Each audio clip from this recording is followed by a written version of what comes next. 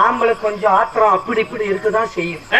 அதனால வெளியிக்கிற கோபத்தை வீட்டு வாசப்பல் எப்படி செருப்பு விட்டுட்டு உள்ள வருமோ அதே போல எந்த கோபமா இருந்தாலும் இதுவரைக்கும் திருமணம் முடித்து விட்டது. அவர்கள் இருவரும் பேச வேண்டும். இருமா வாழ்க்கை எப்படி நடத்தணும் சொல்றாரு. சொல்லுங்க. அதனால வீட்டு வாசல செருப்பு எப்படி விட்டு வருமோ அதே போல உள்ள வரும்போது வீட்டு வெளியே பிரச்சனையை வீட்டோட விட்டுருங்க. வீட்டு வெளியே நடக்கிற பிரச்சனை வீட்டுக்குள்ள வந்தா வீட்டு சந்தோஷம் கெட்டு போயிடும். அப்படியா? ஆகையினால எவ்வளவுதான் இருந்தாலும் இன்பமும் துன்பமும் சரிபாதி பகிர்ந்தெடுத்து வரக்கூடிய எத்தனை மத்தவங்க 4 பேர் சொன்னால் 4 பேர் வார்த்தையை நம்பாத தன் உண்டு தன் மனைவி உண்டு தன் குழந்தை உண்டு குடும்பம் உண்டு சீர சிறப்போடு வாழையா நம்ம குழந்தை நீயும் அவசரமா பட்டு 4 வார்த்தை பேசிடாது.